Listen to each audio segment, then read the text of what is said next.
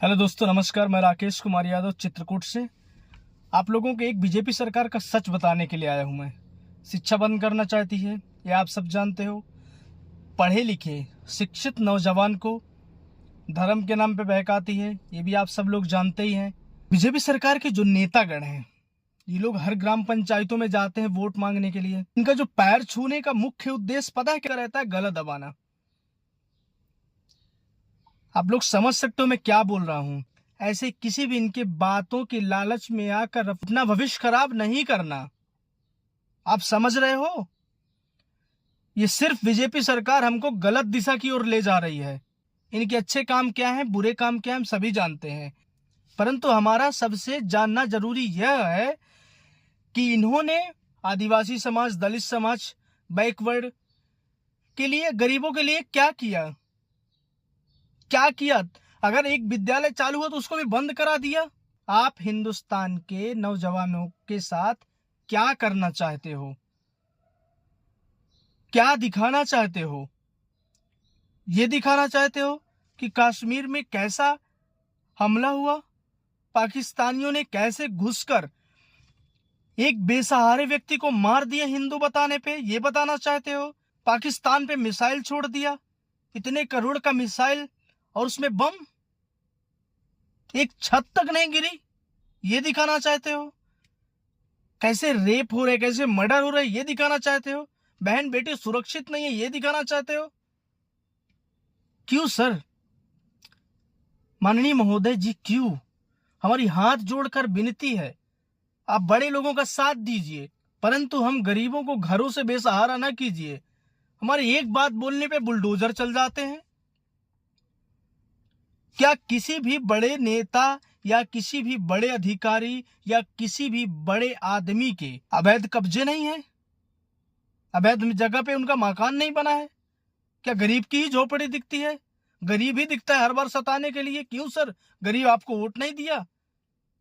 गरीब वोट दिया तभी आप प्रधानमंत्री बने हो, और आज हम लोगों को सताया जा रहा है। आखिर कब तक हम ये दर्द सहते रहें? दलित समाज, आदिवासी समाज के लिए आपने कितनी मुश्किलें खड़ी कर दी है। एक वो समय था कि दलित आदिवासी पढ़ नहीं सकता, और आज फिर वही समय आप लोग लेके आ गए कि दलित आदिवासी बैकवर्ड इत्यादि गरीब के बच्चे पढ़ नहीं सकते, आगे नहीं जा सकते। आप प्राइवेट विद्यालय तो नहीं बंद कर रहे हो ना?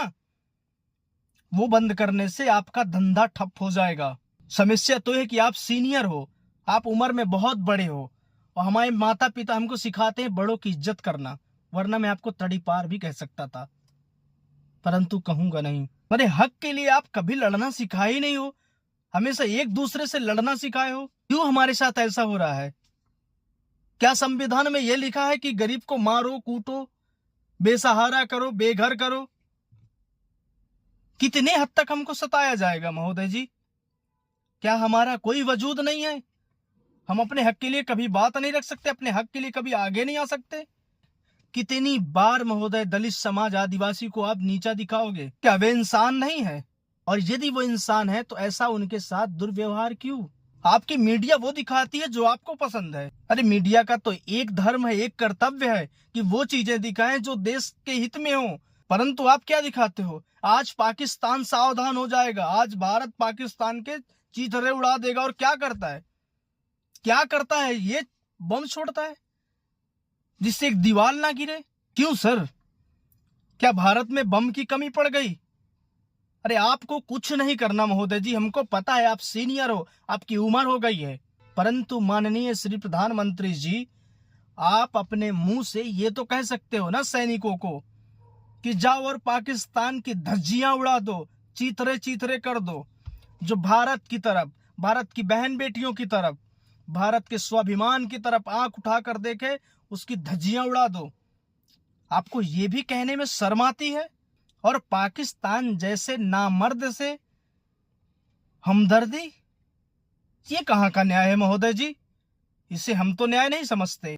आपको करना क्या है? कुछ नहीं करना महोदय जी। हमारे सैनिकों को एक आदेश दे दीजिए, उनके परमाणु बम और हमारे भारत के सैनिकों की आवाज से पूरा पाकिस्तान दहल जाए। पाकिस्तान क्या है? कुछ नहीं है सर।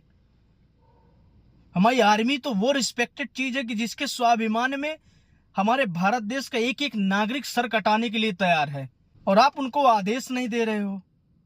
रॉकेट छोड़ रहे, आज पाकिस्तान खत्म कर देंगे, पर कर क्यों नहीं रहे हो सर? कर क्यों नहीं दिया? आपको कर देना चाहिए था महोदय जी। ये झंझट ही नहीं कर दे, आपका वो सम्मान बढ़ता हिंदुस्तान के अंदर कि जो चाहिए सर। लेकिन आपने इतनी बड़ी गलती कर दी, इतनी बड़ी गलती कर दी महोदय जी, अब जिंदगी में कभी वो सम्मान नहीं मिलेगा। आपके बदौलत बीजेपी सरकार को सम्मान नहीं मिलेगा। इसलिए माननीय महोदय जी, अब आप कुर्सी छोड़ दीजिए, अब आप उसके योग्य नहीं हो।